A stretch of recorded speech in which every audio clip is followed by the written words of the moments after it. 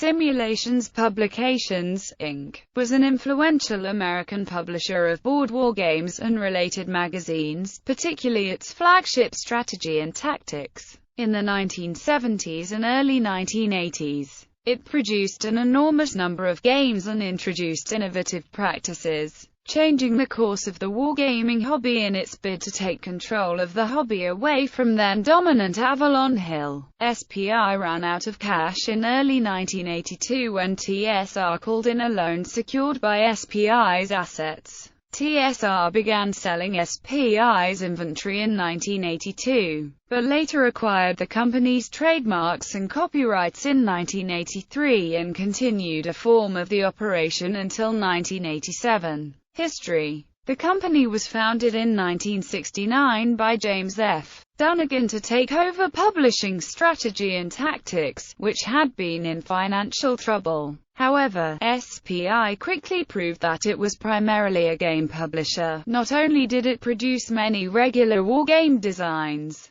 but starting with SPI's takeover, each issue of S&T included a complete wargame, comprising a map, rulebook, and a sheet of die-cut counters. In SPI's first 2 or 3 years, it embarked upon an expensive advertising campaign, including, but not limited to, full-page advertisements in Scientific American magazine. New subscribers received free copies of its most successful game, Napoleon at Waterloo, an easy-to-play, pocket-sized game with a fold-out map and 78 pieces punched from cardstock. This advertising campaign led to a much larger subscriber base, and SPI came to be seen as a serious competitor to Avalon Hill, the company that had founded the board wargaming hobby. While S&T had started as a wargaming fanzine, under SPI it became more of a military history magazine that included a wargame. So in 1972, SPI started Moves as a house organ that talked about current and future SPI games,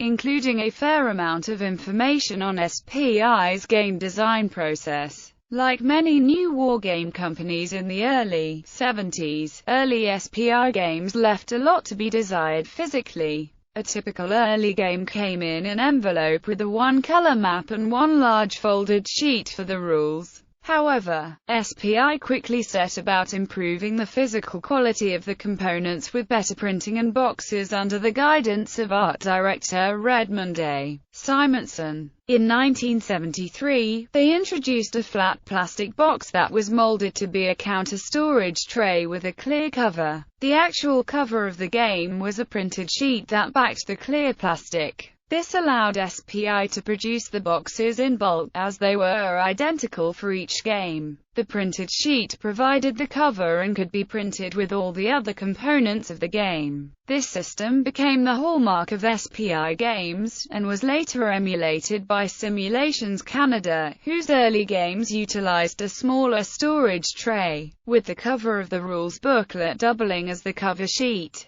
SPI used a unique feedback system, polling the readers of S&T as to which games they would be interested in seeing. This market research gave SPI a greater likelihood of developing successful games. Although starting with small to medium-sized war games, SPI found an insatiable market, with subscribers clamoring for an ever wider range of war games, including historical simulations that were daunting in their scope and complexity, such as War in the East, War in the Pacific, The Next War, Terrible Swift Sword, and Campaign for North Africa, each with several maps, thousands of counters and multiple rulebooks. Campaign for North Africa was an ultra-detailed and virtually unplayable game, covering the entire North African campaign down to the level of individual fighter pilot ratings and supply trucks. At the other end of the spectrum, SPI created a new series of smaller games called Folio Games, often created in groups of 4 and sold both individually and together as a quadrigame. Each of the 4 component games included 2 rules booklets, one with rules common to all 4 games. and the other with rules exclusive to the individual game. The component games would each cover a different battle from the same war, era, or genre. The scale of the games ranged from the strategic to the operational and down to the tactical level. 3 of the more popular games were Tactical, Sniper, Firefight and Air War, all of which were later reprinted by TSR. SPI started out publishing games on historical subjects, but soon started producing games that were more hypothetical, and a little later also tackled fantasy and science fiction subjects, such as Star Force, Alpha Centauri and War of the Ring, eventually starting a new magazine, Ares, which, like S&T, included a new science fiction or fantasy game in each issue. At this time, the company also attempted to tap into the growing popularity of role-playing games, with Dragon Quest and Universe responses to Dungeons & Dragons and Traveller respectively. The term adventure gaming also replaced wargaming in company advertising, in an attempt to expand its customer base even further beyond the hobbyist core. SPI entered into a much publicized arrangement with Lorimer Productions to produce the Dallas role-playing game based on the soap opera Dallas in 1980. The game proved to be an infamous failure, and Simonson later remarked that the 80,000 copies printed were 79,999 too many.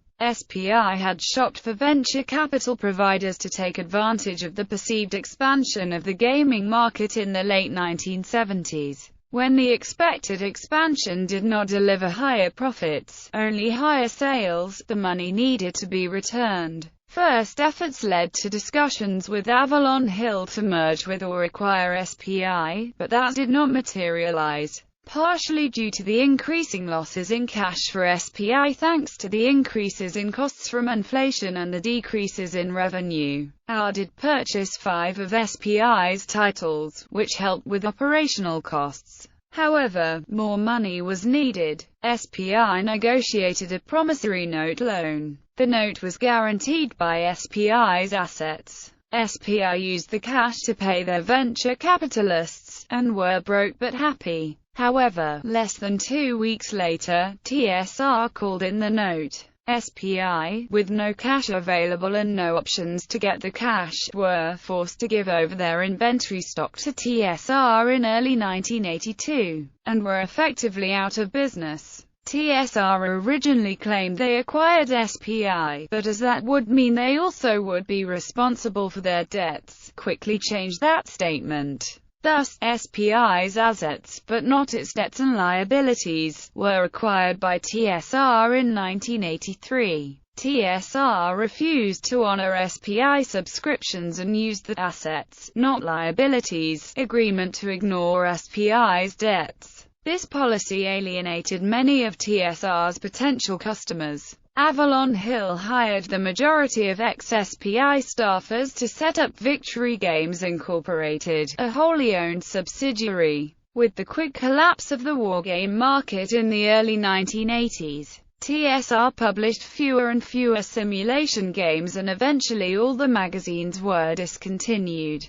Decision Games, a California company, now has the rights to most of the SPI backlist. A number of former SPI games can be played online using software from Hexware, which licenses the rights from Decision Games. Awards. Charles S. Roberts Award, Best Professional Magazine of 1974, 1975, 1976, and 1977. Strategy and Tactics. Charles S. Roberts Award, All-Time Best Fantasy Board Game of 1977. War of the Ring. Charles S. Roberts Award, Best 20th Century Game of 1978. To the Greenfield Beyond. Charles S. Roberts Award, Best 20th Century Game of 1979. City Fight. Charles S. Roberts Award, Best Fantasy or Science Fiction Game of 1979. The Creature That Ate Sheboygan. H.G. Wells Award, Best Role-Playing Rules of 1979. Commando. Charles S. Roberts Award, Best Pre-20th Century Board Game of 1980.